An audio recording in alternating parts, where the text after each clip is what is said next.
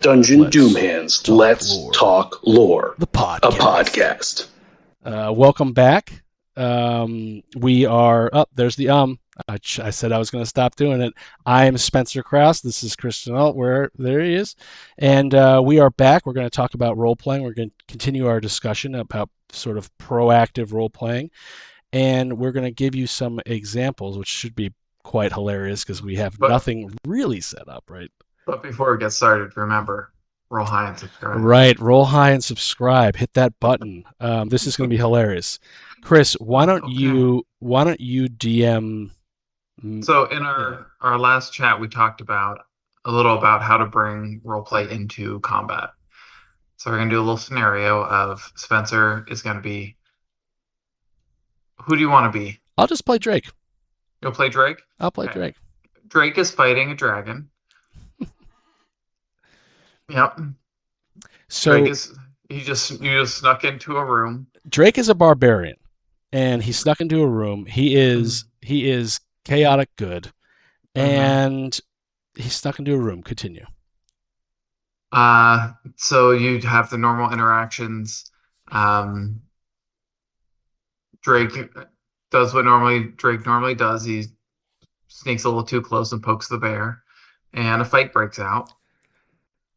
So this dragon stands up really tall right in front of a half-orc barbarian. Who dares come and disturb me? Right. Get the hell away! Right. And Drake, being the chaotic good, Mhm. would say, "Me, I'm Drake." Well, here's what describe. Don't just say who you are. Try and describe how you say it too. So he's going to look at the dragon, and because he's this stubborn, strong, almost about to rage Drake, barbarian, famous throughout the lands. He is going to respond to the dragon, come out of the shadows. Light is going to hit his chest, and he's going to say, "I am Drake, and I have come for the bounty." Even more detail. Describe it. What would you like from me? How would I? Yeah. What are you doing with your hands? How? Okay. He says he's good. What's your demeanor? He is. Let's see. He is rolled 11. He is not 100%, I would imagine, sure how strong this thing is. So he is going to be taking his. What does he fight with? He fights with his Battle axe? a battle axe out. Okay. Sort of pounding it in his hand, and he's going to say, "I'm here for my bounty," getting ready to strike and rage if he has to. Okay. But I just want you to know the difference of that first versus the last one you did. What is the difference that you notice between the two of them for Drake? How Drake feels in that scene. So I like this because, first off, the way I was going to do it at the beginning, it was going to be a very boring combat battle because I was just going to rage and go and hit and get blown away unless we had a healer of some kind. The second portion of it, the one where you sort of asked me as the player to describe how my response is going to look and feel in the room, creates the ambiance and creates the. It sort of almost adds to the foreshadowing of Drake's or the dragon. I'm a big Drake fan's inevitable doom. And also, like, what is he there for? What's the bounty? Yeah, that's a good, so I like that. That was good. It gives a little bit more depth into your motivations at the time. So that was a good example of. I mean, we can do, and you'll see it in our live gameplay. Chris is very good at the combat stuff. Every other Monday, actually, this coming Monday is going to be a really good one. That was a good example of combat. So it's like I like how you did that. You sort of forced me out of my shell a little bit and made me part of the storyteller. That's what it was. Let's do a a shop. Let me run a shop. No, Okay. like an interaction in the town. And I know you have something set up here. So who are you gonna be? Oh, who do I? Am I running it? Am I DM? I'll DM it. Okay. Um, I'll be. Let's see here. I'll be Wilbur. Wilbur, the nice The very alligator. kind, Yeah. the kobold, kobold, Okay. So cult member. so Wilbur and Co are in a uh let's They're make it. they're they're in the market district looking for supplies for And their what rituals. supply, as a DM I always ask, what is it that you guys are looking for? Because if you were in a Finding market and you go to a store, you're looking for something. Yeah. Well, we're looking for herbs and other incense and Okay. um things to burn, like dried flowers and the such. Okay, so you go into, what was this guy's name? You go into Laundry's uh Laundry's, I think it was his name was you go into Laundry's shop of elements where they have all types of trinkets and what was it you're looking for? You're looking for herbs and stuff Yep. to make concoctions. So hmm the first thing I do when we do a shop type thing is I'll ask the characters what is it that they're looking for, so we can hmm set it up. So now you walk into this store. There's a shopkeeper in the back, and there's one person behind the counter, just like a regular hmm shop. And there's many different types of herbs, and they're all detailed and labeled. And what hmm language do you speak? I would speak Common, Draconic, and I don't remember what else he speaks, but say Elvish too. Okay, Just go so with those three. the herbs are labeled in Celestial. So Okay. you see it, and you don't know what the herbs. You see them. There's some that look like hmm they just look like oregano. Some of them look like Yeah. garlic. Others look like very magical. You do see the prices.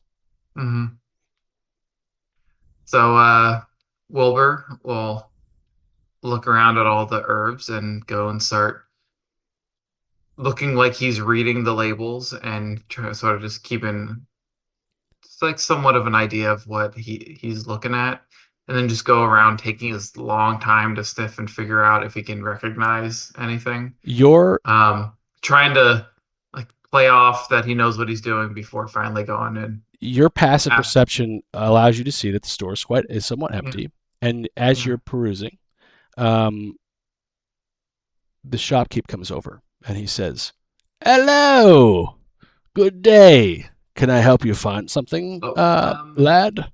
yeah. I was looking for ginger root and periwinkle flowers, and but I can't read any of these signs. It's not my Sure, wheelhouse. I can help you Um, find oh, but that. this one here smelled delicious. What is this one? This purple with little red sparkles in it. Pushing it back on the DM to role play and come Hmm. up with some stuff. Oh well, this one with sparkle is sun dust from the east. Um, I've heard so much about that. That's incredible. Can I um, get a little like 2 ounces of that as well? Sure, no problem. Okay, That would be fantastic. five golds. Now let me ask you something, friend. Are you trying to mix potions, concoctions? Do you want something Oh, for healing? Is there something, or uh, do you want just to? just some rituals at the local temple. Nothing crazy. I mean, I do experiment What with kind of some. ritual? Uh, just sort of praising the green skull, and Ooh, I don't really know what the chants mean. I just sort of say them, interesting. So you're looking around, making sure no one's looking at them. so are you trying to find something you can't find? Because I have something for you for that. Interest. Well, I, yeah, sure, absolutely. Well, Um, take some of this stardust and grab me that red vial. Look around, grab you the vial, and continue. And Nice. we'll go We'll forward. see. Yeah, scene. What's going to happen I is like he's going that. to give you a concoction that increases your.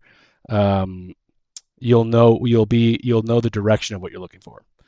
Nice. So shopkeep, what would you say I should change or not for the role play of that? I'll tell you what I Um, tried to do. well, no, you tell me what you So tried to what do. I tried to do is I tried to set up the room. I tried to set Hmm. up and it's easy for DM to do, especially with a market and shop.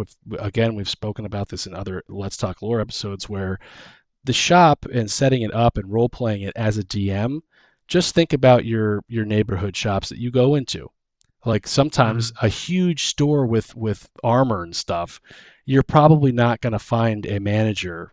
There's going to be Hmm. a lot of sale oriented Salesman. people that Yeah. want to sell you stuff that's for cheap, versus like the Underdark painting Mm. warehouse that you not warehouse but the artist studio, Workshop. yeah, the studio that you went in. The artist is probably going to be in the back working. Hmm. And so you're going to have plenty of time to prove that. So you sort of, as a DM, sort of set it up how normal shops would be, and give it a little detail.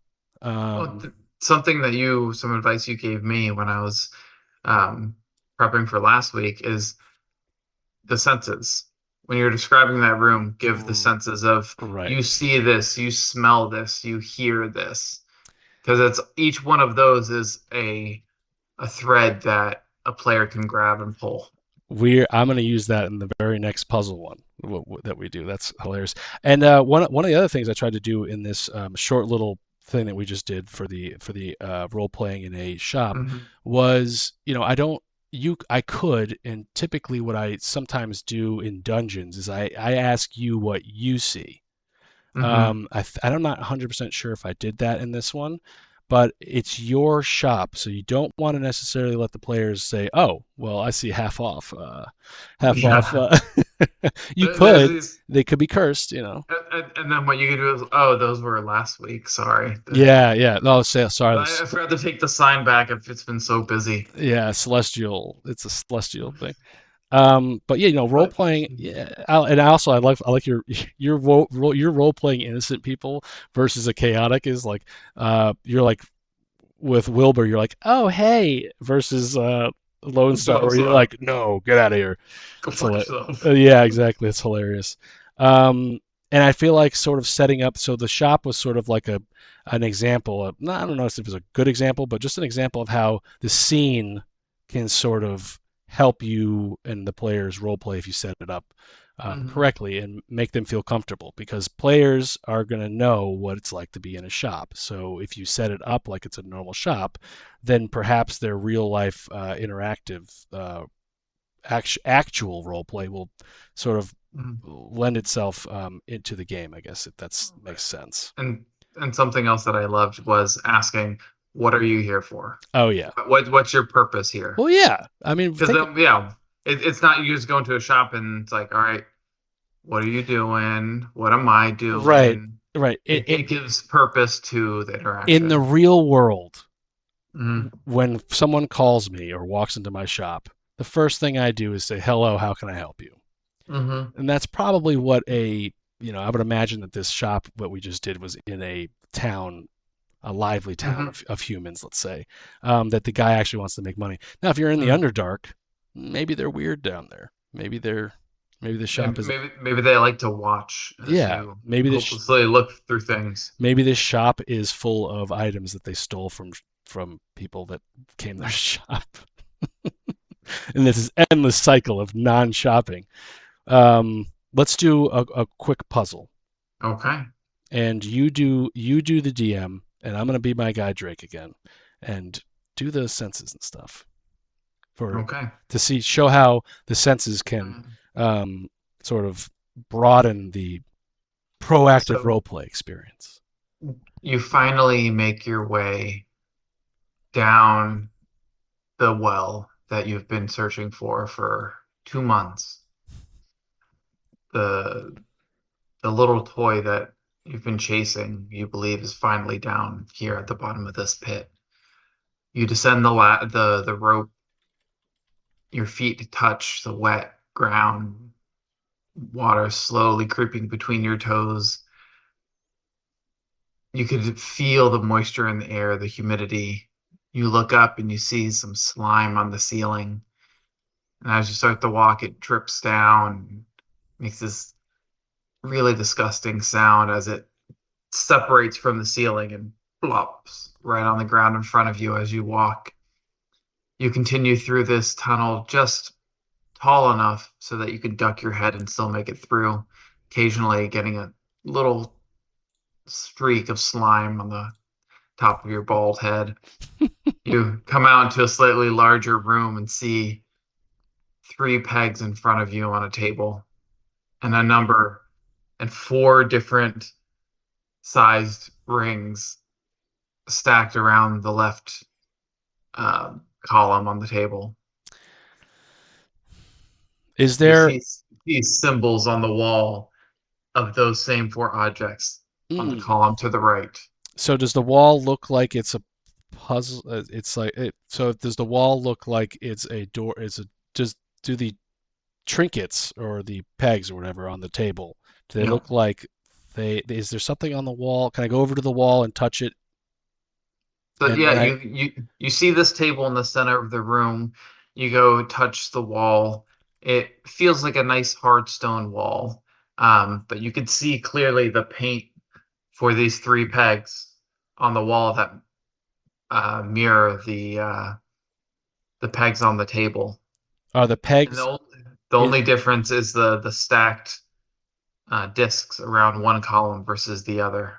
Hmm, okay. Now Drake isn't the smartest person in the world, so Mhm. I am going to, I'm not very good at puzzles either, but I'd like to give myself a perception check Mhm. and to see if I notice not necessarily how to solve this puzzle, but do I see something in the room that will help me um, discern or figure out what the connection is between the discs and the pegs? And You walk around the room, and at that is a the natty 20, by angle the way. the angle at which you are standing with your back to the entrance of the room, you see the table in front of you and the pegs and the painting on the wall right behind them. And as you crouch down, you can see the pegs almost line up with the 3 pegs on the wall. And you see on that right column the painted pictures of those 4 discs, bigger on the bottom, smaller on the top. And on the table, you see those 4 discs on the left. So can I use so You okay, you understand that you have to move from the left to the right. right. Okay. So I'm going to but does Drake so Drake is going to take a peg and he is a barbarian. He's getting frustrated now. Mhm. He's going to take the peg and try to move the larger peg over to the left and to see if that solves the So and see he's going to take the peg and he's going to move it over, try to so see if he can move it. you grab the peg and you start to try and push it, and the Hmm. peg doesn't move. The pegs are fixed. You look down closer at the other ones that don't have any discs around them, and looks like they're almost molded into the table. So now I am frustrated. Now, this is where a person like me that's role playing, Hmm. a player does not know what the hell to do here. Usually I would have my other players help me out Yep. and come up with the solution. But since I am going to be role playing Drake, he's getting very frustrated. And he's Yep. going to now strike the table to see what happens. He's going to rage and he's going to deal the blow to the table. And he's going to roll whatever, a Yeah. five. So you are frustrated. You strike the table. You hear a crack from the stone, and you could hear a little bit of a grinding underneath, beneath What the stone of the table. he's going to hit it again. If he hits it again, is it going to crack? Is it And so you hear that grinding louder and louder. The crack gets bigger across the whole table. he's going to continue to go. Right. And so maybe there's no solution. Can he go over to the wall and see if these things can be? So you hit it a couple more times, then that grinding sound slowly stops, and it's eerily quiet in the room. You look down. It's like, why not one more for good measure? And you punch right on this table, and you hear another crack, and that crack in the table slowly creates a crack on the floor, rippling out towards the edge of the room. You look around, your feet start to feel a little unsteady. The crack hits the edge, and it splits on, goes left and right, circles all the way around. The entire floor drops. I hate puzzles. And then you fall into this Ah. water. The rock sinks, and you slowly start floating down this light stream of water, and you see a little dock over on the left. Now, as a character who failed the puzzle, You don't know you failed the puzzle. right? If you successfully took the 4 discs and moved them from one peg to the that other- to the other peg in that you'd have same passed order, through. the floor drops and you fall into water. End scene. So, okay, let's talk about what worked and what didn't work there. So, what first thing is, this was on the spot, no preparation. Also, it's very hard to do. No excuses. But I think that you're setting up the room. You're just as you said, the senses, smell, the heat, the eeriness, the dripping from the water. That was great. Brings you into it. So now I am sort of cautious about everything, which is why I was like, do I see anything that can help me before I get frustrated and rage? And then I don't know exactly what the puzzle was. I'm not really that great at puzzles, but I just do know, to stick with my character, Drake, he would get very easily frustrated and try to, and if my characters that we were playing with couldn't figure it out, certainly would start bashing. Now, if I was a wizard or or someone that's smarter, let's say a druid, I would have to try to solve this thing. And I think one way to role play, because like I'm going to sit there and I'm going to role play my character, but if I have to solve this because I don't have the strength to break stuff, obviously the DM like you're going to help and just push us through. But one way to not sort of have it come to a grinding stop is maybe the DM or maybe the players ask for help in some way. And in puzzles specifically, this happened last time we played Agoth Doomhand in Ball's two sessions ago, in Ball's House of Horrors or whatever it was. I had this whole cool thing set up, and then you guys weren't going towards the pillars that had the animal drawings on them. And then when you would look at them, you're like, okay, this one has a bear, this one has this. But I would just give you the information. I was like, this one has a bear, and roll me an animal check. And if you got above a 5, you understand that the bear has a protective quality to it, like mother bear. So the puzzle solution was do something that you protect another player, like heal him or something. And you did, and then all of a sudden that thing glowed. But getting that information to you was hard. So maybe sometimes just tell them, make it easy, give them hints and clues, and that keeps the characters in the role play, because I want to role play that puzzle with Drake. Maybe I need a little bit of juice from the little cheating juice, some A-Rod, gummies. Hey, don't get yourself sued. Yeah, don't want to. I take that back. A-Rod's my favorite actual Yankee that there was.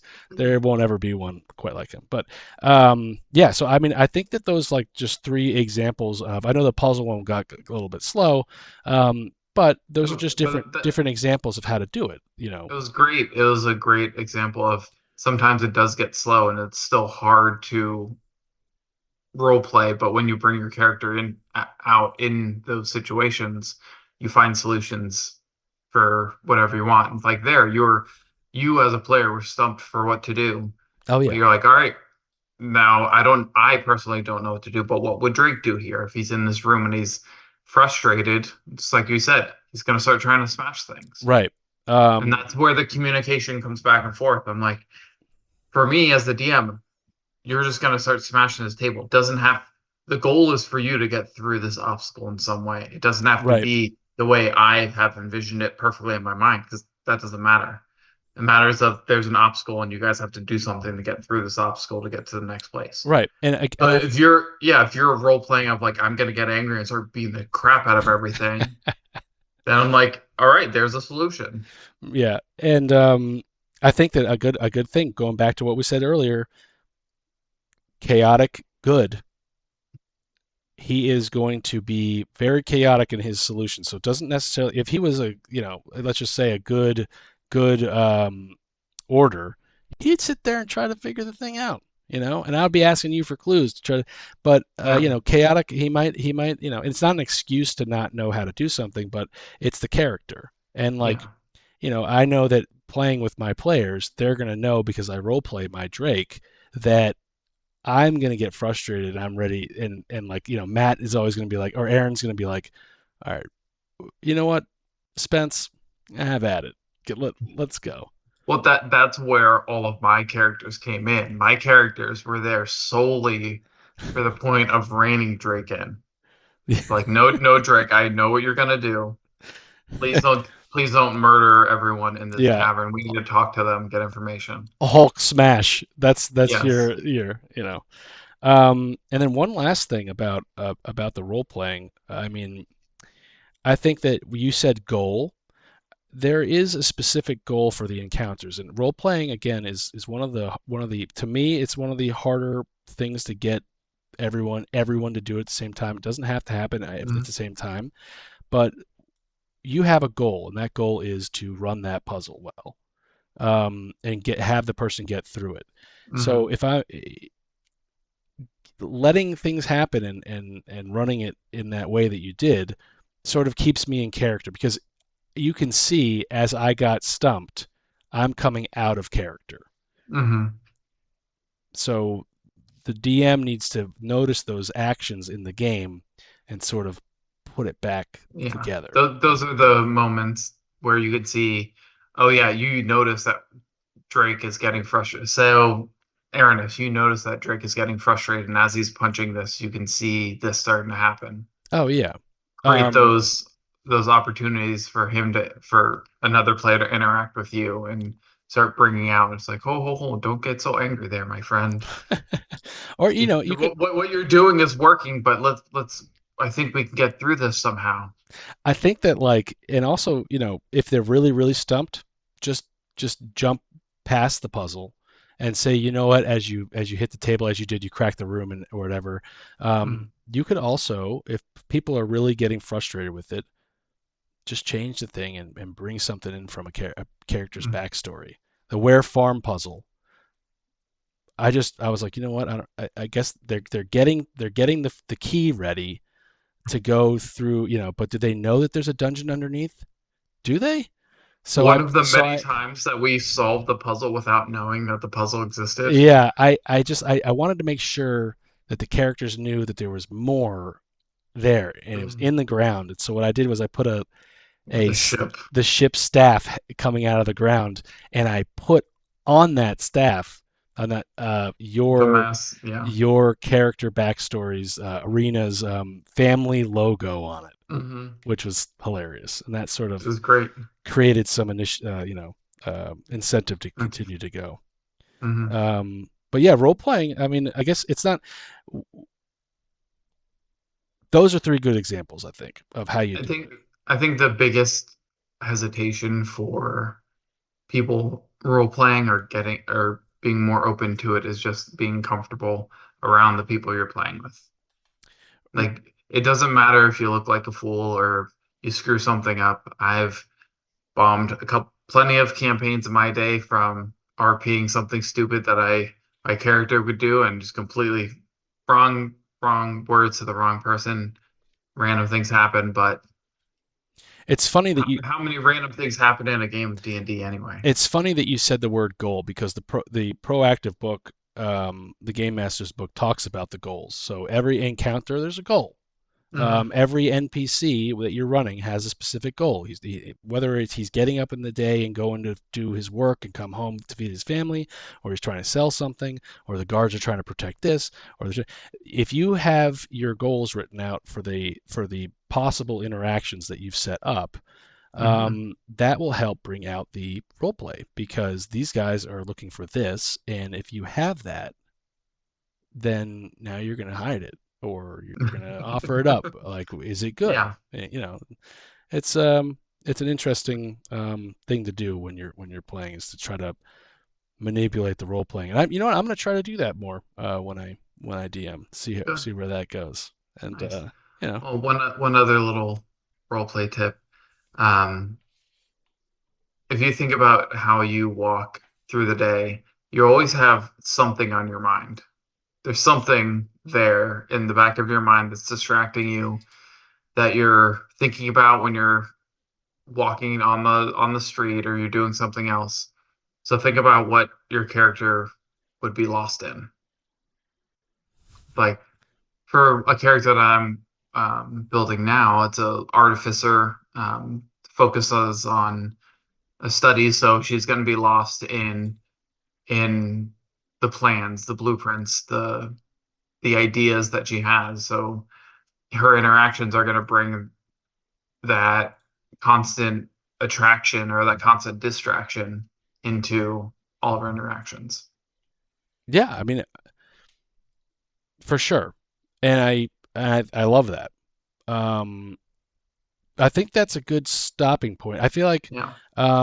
you know, as you DM and as you play, role playing your character again doesn't have to be it's not just voices. No, It's not at all. it's your alignment, it's your goal. What is your goal there? I am Drake, and I'm here for my bounty. Mm-hmm. Release the fire breath. He's dead, but he was there. He was there. Looking for his bounty. He stood with his battle axe, sweat glistening off of his perky nips. Yeah. And he rages, and immediately the nips are no longer, they inflate. Invert. They inflate. They invert. All the blood goes to his muscles and deflate his nips. Mhm. All right. So listen, use those, and also give us some recommendations on how to role play. Those are just 3 examples: combat, shop, and puzzle. Mhm. Roll high and subscribe, and we will be back briefly for, who knows, a little bit more D&D talk. But Yeah. roll high, subscribe. Thanks for tuning in. This is Rena. Rena rolled low during death saves and didn't get healed by his group. Don't be a Rena. Roll high and subscribe.